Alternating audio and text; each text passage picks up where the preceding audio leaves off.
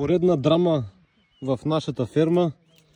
Ето да видите какви асперджи ражда нашата благородна земя. Значи показвам пръста.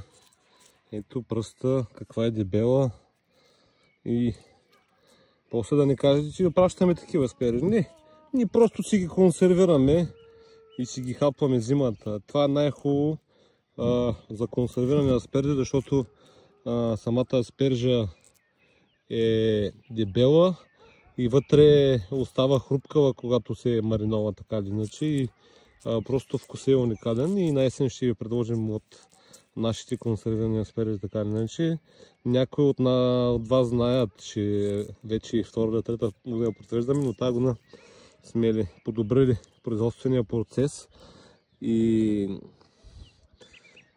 направихме някои нови подобрения така или иначе и скоро ще ви зарадваме, но да, наистина тези дебелите асперджи не отиват в връзките за пресни, ми си ги отделяме, ние си ги отделяме и си ги правим тези бурканчета.